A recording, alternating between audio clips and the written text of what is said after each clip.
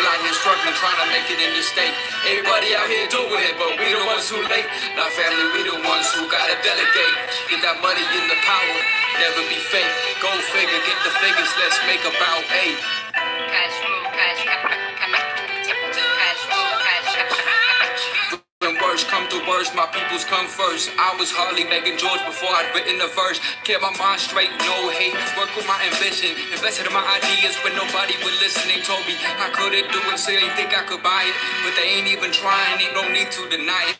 Black continuity of hustle and grind. People been fighting centuries for lives like mine. Trying to look to a higher power, but what I didn't see is the seed of success lies deeper than me.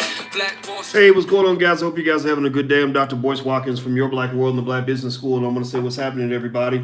And I wanted to sort of follow up on something that's really had me intrigued this week.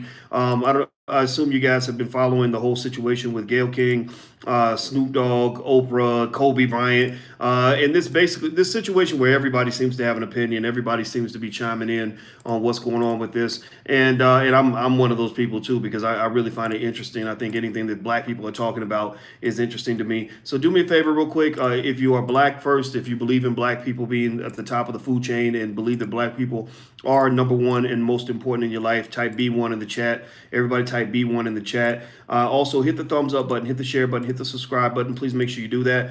You're watching drboycetv.com. This is the home for intelligent black people. So if you're not black and intelligent, you may want to get the fuck out. So let's jump in and talk about this. Let me ask you guys a yes or no question. Give me a yes or no. How many of you saw Snoop Dogg's recent clarification of his remarks about Gayle King? How many of you saw, give me a yes or no if you saw Snoop Dogg kind of, explain what he meant, right? Wasn't no misunderstandings here, it was what it was. Did any of y'all see that? How many of you saw Snoop's video he did? He referred to it as his public service announcement, in which he was basically kind of clarifying his remarks on Gayle King. I wouldn't call it an apology because I don't think he regrets what he said. I think that he might, I don't even know if he regrets how he said it. I think that he was saying it again in a way that allowed people to understand what he meant, because he was taking some heat for people feeling that the remarks were almost sounding like there was a threat of violence in there. Now, was there an actual threat? I don't know. I mean, everybody always thinks the black man's a threat. They kind of just sort of think that all the time. But I could see where people would be coming from with that comment. I personally felt like there could have been better ways to say it, but at the same time, I think it's more important to spend time talking about what Gayle did wrong than it is to talk about how Snoop's reaction might not have been optimal. So let me go ahead and play this for you guys. I want you guys to hear it right from the doggy's mouth, so to speak, because Snoop Dogg, he calls with the dog pound, all these big Snoop Dogg, stuff like that. So what I'm gonna do is I'm gonna give Snoop that respect and go ahead and play his video so you guys can hear it from his mouth and hear what he has to say, and you can kind of give me a take on it in terms of what you guys think. So here he is, big Snoop Dogg. I'm gonna play this clip for you now. Tops, what up, though? This big Snoop Dogg. Here's a message for the people that need to know. I'm a nonviolent person. When I said what I said, I spoke for the people who felt like Gayle was very disrespectful towards Kobe Bryant and his family. Now, with that being said, what I look like wants some harm to come to a 70-year-old woman. I was raised way better than that. I didn't want no harm to come to her and didn't threaten her. All I did was said, check it out. You out of pocket for what you're doing and we watching you. Have a little bit more respect for Vanessa, her babies, and Kobe Bryant's legacy. Yeah. But anyway, I'm going to do what I got to keep doing. Y'all keep doing what y'all doing. We're very nonviolent. We just want to say that first and foremost. We speak from the heart. Some of you who have no heart don't understand that. But anyway, carry on and enjoy your day. All right. That was an interesting statement. I mean, it was... okay, so let's I'm gonna call a quick meeting of the Council of Intelligent Black People. I don't have my Vicky Dillard gavel with me, so I'm gonna just use my fist. So hear ye, I call a meeting of the Council of Intelligent Black People, and I'd like for us to evaluate as a collective how we feel about Snoop's statement and what you think he meant. So the first question I'd like to ask you, give me a yes or no in the chat. Give me a yes or no. Do you feel that do you feel that Snoop made that statement voluntarily, or did it feel like he was being pressured a little bit? Like, do you feel that Snoop kind of had a change of heart, or maybe he was sort of feeling something emotionally that led him to say, okay, maybe I went over the top. Maybe I got to come back and do it again, or do you think do you think that somebody got in his ear and said, you got to make this right? Like, if you don't make this right, it's gonna get real wrong real fast. What do you think? Yes or no? Do you think Snoop did this voluntarily, or do you think? Or actually, scratch that. Yes, if you think he was pressured. No, if you think it was voluntary. Yes, pressured. No, voluntary. What do you think? I'm looking at your response. Teresa says, I think Susan Rice scared his ass. I don't know. I don't know if Susan Rice is exactly scared, but Susan Rice was the national security advisor for the president. And when you connected with deep state government, you got power that really can't be spoken about in public. Let me just say this: government. You can find numerous examples throughout history where government officials have basically just decided somebody was going to go to prison and made it happen. And if it is anybody that's easy to make that happen to, it would be a guy like Snoop, who is a black man who also has some stuff in his background that you could probably grab onto. Maybe throw out an accusation, whatever it is, right? So I'm gonna just tell you like this. I think Snoop, if he could have made his own choice on that, I think he would have preferred to not make that statement. I think that Snoop, to say we're very nonviolent, go ahead and have a nice day, keep doing what you're doing. That to me sounds like he's sort of looking for the words to say. He's not, really coming from the place of saying exactly what he wants to say. I think that there's something happening there. And let me tell you what I think. Here's what I'm thinking. Here's what I'm processing. Not to say the Snoop statement wasn't bad. Let me actually, first of all, scratch that. Hit the thumbs up button, by the way, while I do this. I want to, first of all, before I even analyze it more deeply, I want us to take 1 second and can we at least give the brother a round of applause for being a stand-up guy and making that statement, right? Like, let's just digital round of applause for Snoop. Let me just so let's start there. He gets a digital round of applause for both statements. He gets a digital round of applause for being man enough to stand up for the community and to stand up for brothers, which a lot of celebrities don't do. Y'all can't depend on people like Terry Crews. Terry Crews might go scream for the Me Too movement. He might run around and scream if somebody grabs him by his vagina again, like that agent did in Hollywood. That's what Terry Crews might give you. Snoop actually reps for the people, and you gotta respect that. You gotta love that. Two, I give him another round of applause for the fact that he was man enough to come back and clean it up. Because here's the deal. Here's the problem, right? This is the thing I thought about, right? Because remember, Snoop was smart enough to make it out of the East Coast, West Coast situation. He was right in the middle of it. I mean, Snoop easily could have been involved in everything that took down Biggie, that took down Pac, but he was smart enough to rise above and beyond that. Maybe he was lucky too. I don't know.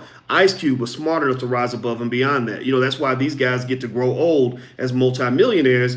And some of these other guys didn't even make it out of that era. Diddy was smart enough to rise up and out of that, right? So Snoop is strategic. He's an intelligent guy, and I would say that, given that he was a guy that was able to kind of survive all of that, I think that what he definitely learns and understands is that even though rappers are expected to keep it real, right? Like, keeping it real is important as a rapper. Like, if people don't think you're authentic, then you won't get any support as an artist unless you're Drake. Maybe Drake is the only fake, or Rick Ross.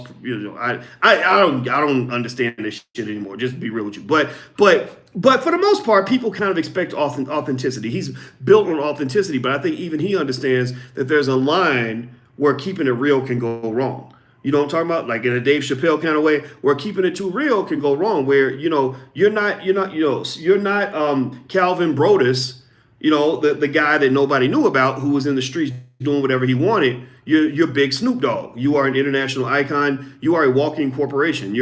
His name is probably worth $1 billion by itself. I'm sure he makes 30, 40, 50, 60, $70 million a year from his name, especially given that the cannabis industry's taken off and he's got all these endorsement deals. I mean, who else would you go to other than Snoop Dogg if you're promoting your new cannabis brand? So I'm sure he's raking in the money off of that and the performances and everything else, right? So he's been beautifully intelligent in maintaining his brand all of this time. And what I really saw there was a business decision. I saw Snoop basically realizing that he's not a dude in the street.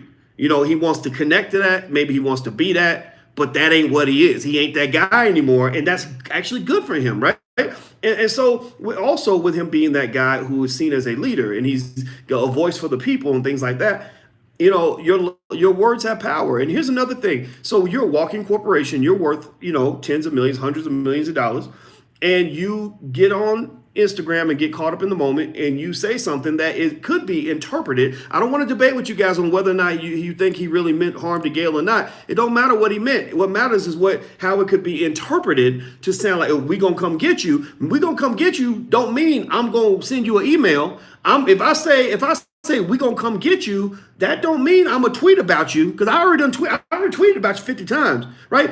We gonna come get you sounds like somebody gonna come get you, right? I mean, come on, let's keep it 100 here, right? So you use that kind of language. So think about this, right? So you're Snoop Dogg, not Calvin Brodus, the guy on the street. You're the walking corporation, which means that you are a walking, you're dealing with tremendous legal liabilities. Being rich like Snoop Dogg means that just by default, you're gonna get sued 10, 15 times a year. Will Smith said he keeps 15 lawyers on retainer all the time because he gets sued so much. So to me, I'm thinking if you can get sued for doing nothing, imagine if somebody had just had one person, all it takes is one, right? Out of 10 million people watching the video, all it takes is one crazy person who takes those words a little too seriously, shows up at Gayle's house and takes her out, right? Well, then at that point, you could be involved in that lawsuit. Somebody's always going to get sued. When somebody dies, somebody's going to get sued. When Kobe died, lots of people got sued. I'm sure the lawsuits are being boiled up as we speak. Right? A multimillionaire can't have a helicopter crash without a whole lot of people being sued. So with Snoop, I think I'm imagining that he probably got a call from maybe a manager, maybe an attorney or two who meant well for him. I imagine he might have got a call. He could have got some of those deep state secret COINTELPRO calls that says, hey, if you don't make this right, Susan Rice got us on the phone and we're from the CIA. We can do whatever we want, right? We can take down governments. We can certainly take down one rapper out of Los Angeles. Maybe he gets a call from maybe CBS. Remember, all these big wig white boys know each other, right? So you're the head of CBS. You're seeing this stuff going on. You know the CEO of the cable service provider, or maybe you know the CEO of Instagram, and you get on with the CEO of Instagram, and one white guy talking to another white guy, basically saying this Negro's out of pocket. He's threatening our good Negroes. The bad Negroes are threatening our good Negroes, and because they got these big platforms, well, we need to do to him what we did to Farrakhan, right? Remember with Farrakhan, they shut a piece of his voice down by saying you can't be on social media anymore. We know that it was wrong, but we know that's what they do. So I'm really wondering if CBS got involved. I'm wondering if the lawyers were involved. I'm wondering if the managers were warning him. I wonder if he got some calls from that corporate side of his life that isn't connected to his to what he's trying to do for the people. And because I felt like that statement, it wasn't an apology. It wasn't him walking back any of his remarks.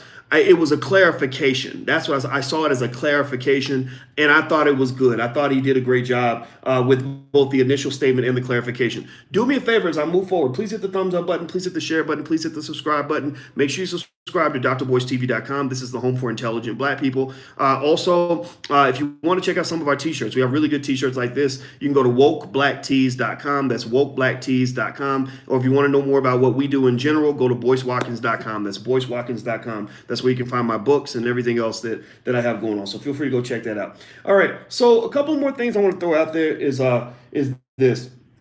Gayle King can learn from Snoop Dogg. Gayle King can learn from Snoop. Because remember, Gayle King was the first one to issue a clarification video in this whole drama. She was the first one to come out and do a video on Instagram where she was basically trying to clear up the mess that came from that fiasco of an interview that she did with Lisa Leslie. And and now in her clarification, she wasn't trying to remind people that she meant no harm. She wasn't really trying to to present herself as a friend to the black man. She wasn't trying to do the right thing. She certainly didn't apologize. Gayle was trying to first of all, pass the buck to CBS, which was really surprising that she did that. I'm really curious to see how that's going to play out for her. Because it's one thing if black folks get mad at you. Now you got your massa mad at you too. I don't know how that's going to work out. But then two, you kind of threw out this video like you need to go watch the whole interview in order to see really everything that I said. So it almost comes off promotional, like I'm promoting the interview. I'm leveraging this controversy to get more people, to get more ratings for CBS.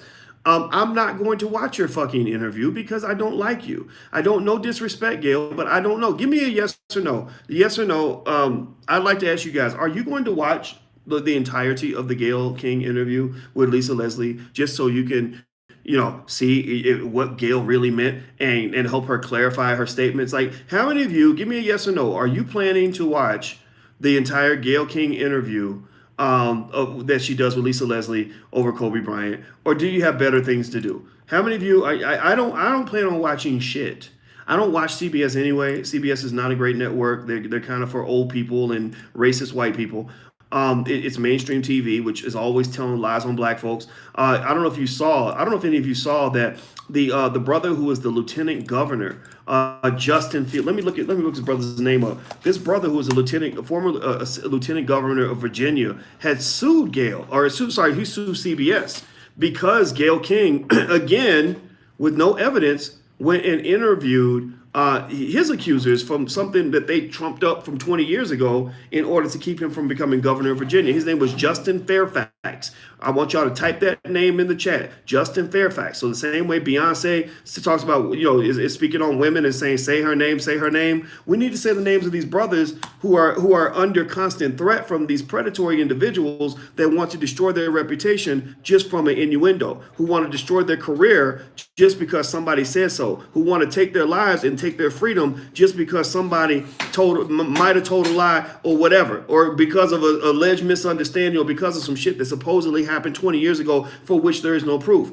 My heart goes out when there's a real victimization that occurs, but the problem is that you don't know who the victim is and who the predator is. So a lot of these guys are under predatory pressure. So let me see here. I want to shout out to Jade Arundel from Fly Nubian Queen. Jade sent me the article all about this brother that sued Gayle King. Jay's been keeping me up on top of everything, and I appreciate her tremendously for that. Also, shout out to Nicole Compton, attorney Nicole Compton, who actually gave me some legal insights into some of the legal ramifications. I don't think, I'm not a lawyer, but here's what I think. I'm not a lawyer, but here's what I think. I'm not a lawyer, but I don't think you can actually, especially as a multimillionaire, I don't know if it's a good legal strategy for you to go on the internet and to say anything that sounds like you might be physically threatening another person, because it means that even if you don't do anything and somebody else does something, they might find a reason to sue you. Doesn't mean I don't support what Snoop said, but I think he could still, like he did in the second video, make that point really clearly without necessarily going into this other stuff that he had to do at the end. I thought that was entertaining, but it wasn't beneficial to the discussion, right? So, and I think even Snoop feels that way, which is why he came back with the second video. So anyway, do me a favor, hit the thumbs up button, hit the share button, hit the subscribe button. I'm gonna read some of this to you. Virginia's Lieutenant Governor Justin Fairfax isn't done fighting back against sexual assault allegations against him. He's now suing CBS for defamation. According to Deadline, Fairfax filed a $400 million defamation lawsuit against the network because of an interview Gayle King conducted on CBS This Morning, conducted with Vanessa Tyson and Meredith Watson. The lawsuit says CBS, quote, recklessly disregarded whether what Watson and Tyson were saying was in fact true, and that Fairfax filed this lawsuit so that he can fight these allegations in a court of law with the protections of due process and on a level playing field. So it sounds like what he was basically saying is, this is some BS, man. You can't just take stuff to the court of public opinion. It's like Tavis Smiley made that good point. Tavis Smiley said, when you don't really have a good case, you settle that in the court of public opinion. But when you have a strong case, you settle that in the court of law. And I couldn't agree more with Tavis, because Tavis is another guy that's also been victimized by this Me Too chaos. Again, I think that this is going to cause us to sort of redefine everything when it comes to sexuality and all this other stuff. But you have to understand, I need y'all to really process for a moment. I mean, I know y'all see it, but I need y'all to really take a moment. You got to meditate damn near to really see what I'm saying to you here. You're living in a world where your son can sleep with a woman and she can go tell a story and ruin his life. She can go tell a story that gets him kicked out of school. She could tell him a story that will cause him to lose his job. She can tell him a story that can cause him to lose his freedom. She could tell a story that causes him to lose all his money. She could tell a story that causes him to lose his freedom for the next 20 or 30 years. She could tell a story that could cause him to go to prison and be raped hundreds of times. And when people get assaulted in prison, there ain't no rape counselors around to help you feel better. There's no Becky tears that you can throw out on the table to get the whole world to feel sorry for you. There's no investigation that takes place. There's no restraining orders protecting you from the person who's going to rape you again tomorrow. There's none of that. And there are black men going through this all the time, every day, because somebody told a lie, somebody told a story, and I'm not standing for that. If you ain't got proof, I'm sorry. We just have to say we're sorry. We'll get you some therapy because you could be, maybe you're telling the truth, but you have no proof. We'll get you therapy. We'll get you help. Maybe we can do something for you. But if you want us to take this man's life and send him away to be raped hundreds of times in the gulags for the next 40 years, I'm sorry. But the answer is going to have to be fuck you. Like, you can't do that just because you want to make people believe you, just because we're supposed to believe anything that comes out of your mouth. That's the price of a mistake is too damn high. The price is too damn high for us to just believe you just because you said so. I'm sorry. Seriously. Maybe that means all of us, male and female, have to take some time and understand that when you go into a room with another person, and you agree to go into that space with that person, male or female, you don't know what they might do to you. So the best advice I might give any young person is choose carefully and take your damn time, and don't put your life on the line for a big button to smile, or because that guy has a little bit of swag and wears some alligator shoes. That's just my 2 cents. But hey, maybe I'm being mean right now. I don't know. But I want to say, do me a favor, hit the thumbs up button, And also I want to say thank you to Margaret Hudson. Margaret says, thank you for your support. She says, I believe that Gayle and Oprah called out their Boulay Society, Susan Rice. Yeah, that's a good point. I don't know what they got going. I mean, they have access to types of power that a lot of us will never understand. That's just what it is. Like, they have what billionaires can pull off. Like, it's the type of stuff that most regular people can't even imagine. So it is what it is. Thank you for your support. I said, thanks for being a voice in the wilderness. Well, fortunately, I'm not the only voice out here. I've seen some guys and women as well that have really just made me so proud in terms of how they stood up. I saw, shout out to Ricky Smiley. I think I saw a lot of rappers that stood up. I hope that the rappers also will stand up for all the brothers out here that they never dribbled a basketball, and the women as well. Like, we got to protect our women. Like, that's extremely important. I think that there was, the entertainers that spoke. I mean, it was great. It was really a great coming together situation. I mean, this was a watershed moment for Black history. This is a watershed moment, not just for Black people, not just for the year 2020, but for Black history, because this is one of the first times where we all got together as a community and said enough is enough. We did, like you just saw in about a 4 or 5 day period, what probably captured the strength of at least 50% of the entire civil rights movement. I'm not saying the civil rights movement didn't have its own power in its own way, but what you saw in the last 4 or 5 days was a modernized version of a civil rights movement where we all got together and said, no, and I just love it. I love it. When we getting that Becky power, man, we got to be proud of ourselves right now. So in fact, I want you to take a moment and let's just give Black people a digital round of applause. Can we give a round of applause for Black people, please? Everybody in the chat, just say something to, I don't know, emoji clap or whatever the hell you want to do. Like, let's just clap for Black people.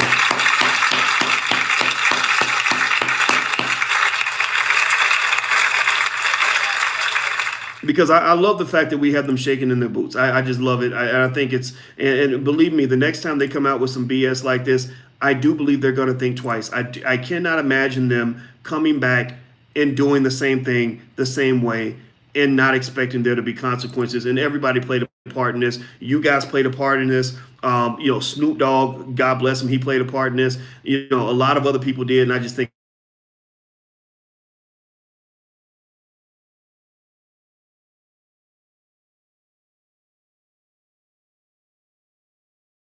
you may have read the book already. Some of you haven't, but it's called "It Takes a Village to Raise the Bar." It's a very short book. It's built on what I call the new paradigm for Black America. It's based on an event I did with Louis Farrakhan about 3-4 years ago, or maybe 5 years ago. I can't remember when it was, but the minister and I spent 2.5 hours in Chicago in a church discussing wealth, education, family, and community, and what it means to build a better, brighter, stronger Black community and a more vibrant community, which starts with building stronger families and building stronger people. So the book is for free. I'm giving it to you guys for free. It has a cost, but it's free of charge for you. You want to go get the e-copy, go to drboycewatkins.net. That's drboycewatkins.net. All right, so last piece I want to throw in here. I got to give Alicia props for mentioning this to me, and it made me think a little bit. We were in the car, and we were talking about this whole thing with Gayle and Snoop and all that. And one thing that she mentioned that I agreed with is we talked about the types of people that Oprah and Gayle tend to keep around them.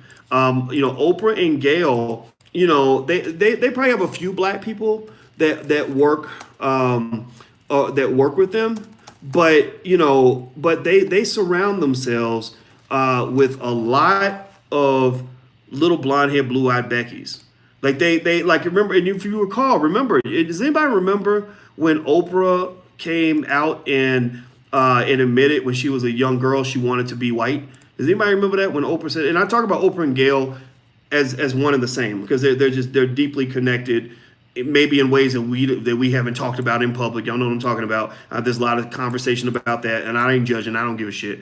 But they're kind of one and the same. And does anybody remember when Oprah said that she wanted to be white? And so if you look at Oprah's staff, right? Like you look at these staff members. I mean, you have one Black person there. There's one Black person in the back.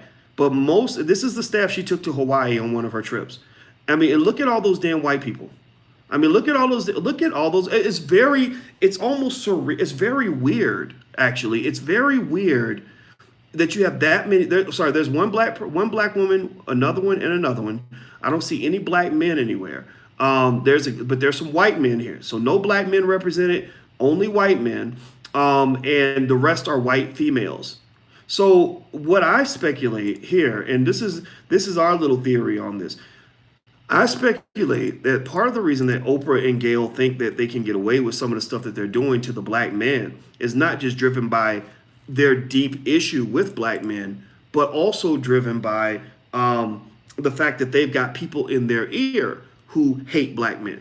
Like, let's just be clear. That whole Me Too movement is a lynching movement. It is a legalized lynching. It is basically saying, let's make America great again. It sounds like some old MAGA shit.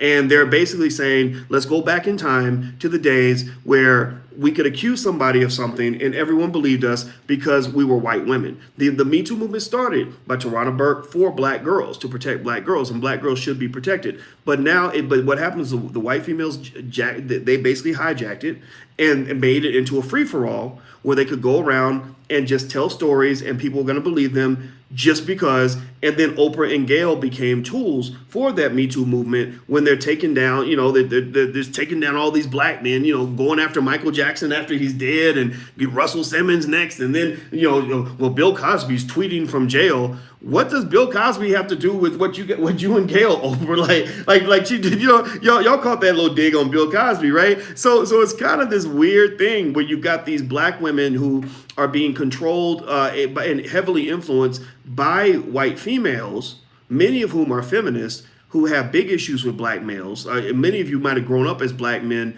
Some of you were as little Black boys when you were boys. I don't know if you remember, but I remember being in school and I remember just having natural conflict with white female teachers. A lot of your sons have white female teachers at school. and the white female teachers are threatened by your sons. They want to put your son in detention. They want to put your son on medication. They want to put your son in special ed, even though he's really smart, right? You know what I'm talking about. This is all connected. This is all connected to the fact that they view the black man as a threat. They view him as a menace. They view him almost like an animal that needs to be contained and trained and controlled. That's why they make these conversations about toxic masculinity, because they're saying to the black woman, your men ain't shit. Your men, look at your men. Your men run around here all masculine and mansplaining and doing all these things that men do. And they're promiscuous and they're this and they're that. And, and what they're trying to basically do is they want the black man to be feminized, because that achieves at least a couple of goals. One, it helps them to continuously win the gender war that they all actually have against the white male, right? That feminism movement is basically a big gender war. Everybody's competing to see who gets to carry the penis. But then also it allows them to eliminate the threat. You're eliminating the threat. Everybody feels safer when the black man is either feminized, turned into a beta male, marginalized, incarcerated, or dead. Those are the areas that the spaces they have for black men, right? Either they want you like Billy Porter wearing a dress on Sesame Street, or they want you to be a beta male who will get right behind an alpha male, a white man, and settle in and not cause any trouble. Yazza boss. That's why movies like The Butler come out. Or marginalized, like the brothers in the streets. You go to a city like Chicago, you see that the black male unemployment rate for black men between the ages of 20 and 24 is about 45%. Nobody cares about that, right? So they're marginalized, like kind of just out of the way, or incarcerated, which is why the prisons are filled up with black men. This is not a coincidence. This was all according to plan. Becky is largely responsible for a lot of this. This is why, statistically speaking, black males have the highest incarceration rate in America. White females have the lowest incarceration rate in America. Give me a yes or no if you think that's a coincidence. Yes, do you think that's a coincidence? Or no, do you think it's not a coincidence? No, tell me no if you think it's by design. No, it's not a coincidence. No, if you think it's not a coincidence. Yes, if you think that it is. I want you to give me a verbal confirmation so I know that you're listening, so I know that you're following what I'm saying. And then the last piece is the favored place for the black male, for in the eyes of many of these people, is for the black man to be dead, for him to just either die while he's like just go away, or to be aborted, to never have been born in the first place. That's why if you go look at Planned Parenthood and you look at where they put their abortion clinics, they tend to put their abortion clinics mostly in black neighborhoods. They put their abortion clinics where black women can easily access these abortions. And in their warped little minds, they really think they're doing black women a favor by saying, look, you're poor, you're black. If you give birth to the little motherfucker, it ain't going to do nothing but cause you a bunch of stress, and you won't be able to finish school. He's going to be filled with all this toxic masculinity, so why not just abort him? Just make sure he's not born, right? So the thing about the black man, here's the deal. This is where the Oprahs and Gayles come from. They're power brokers in this whole entire process designed to destroy the black male. They want to kill you. Like they want to kill you. If they can't kill you physically, they want to kill you economically, or intellectually. They want to kill you spiritually.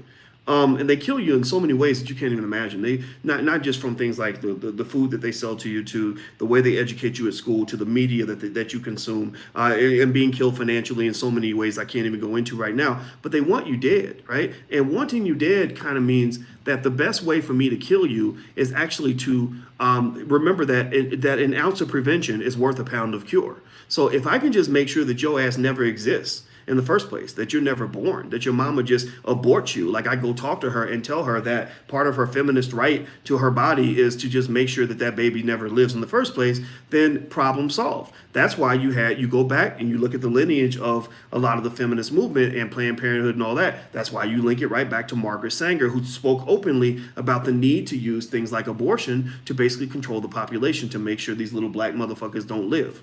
So that's pretty much what you're dealing with. That's the world you're looking at. And a lot of us contribute to that because we don't know any better. So anyway, that's it. That's my 2 cents. I hope I didn't sound conspiratorial when I said all that. But seriously, I mean, if you don't think that there's a plan, then you're out of your mind. Dr. Claude Anderson, who comes on here a lot, I'm going to try to see if I can get him back on this week. I think he's feeling better. Dr. Claude Anderson does a wonderful job of explaining how historically your oppression was designed. carefully designed. The same way they decide how to control a pack of wild bulls or a bunch of pigs in a sty, they, how they design the cage a certain way and they put the food in a certain position and they come in a certain strategic way and deal with them in a specific way. They dealt with you the exact same way, because in the minds of many people, you're just a bunch of animals. So the black male is dealing with that, and that's why, even though I will be the first to confess that I felt that Snoop could have said things a little bit better. I think Snoop agrees with me, which is why he came out with the second video. I'm very proud and very happy to see black men standing up for ourselves and waking up to realize that you are at war, man. Like, you are at war. Like, stop falling asleep when it's time to be awake. You don't fall asleep in the middle of the battlefield, right? And a lot of our brothers are still sleeping. We got to wake them up, man. Seriously. So that's it. I'm done talking. Do me a favor. Hit the thumbs up button, hit the share button, hit the subscribe button. Please subscribe. Please share the platform. If you want to support the platform, go to intelligentblackpeople.com. That's intelligentblackpeople.com. I am also, if you want a free e-copy of my book, It Takes a Village to Raise the Bar, go to drboycewatkins.net. That's drboycewatkins.net. Download it, share it. I don't care about copyrights and shit. Just take the damn thing, share it with whoever you want, give it to your family, pass it around. It does not matter. I just want you guys to get the knowledge, so feel free to go check it out. drboycewatkins.net. It's called It Takes a Village to Raise the Bar. I'm out of here, guys. Have a good day. I love you. Thank you for listening. Please hit the thumbs up button on your way out. Retweet, all that good stuff. I'll see you soon. Peace.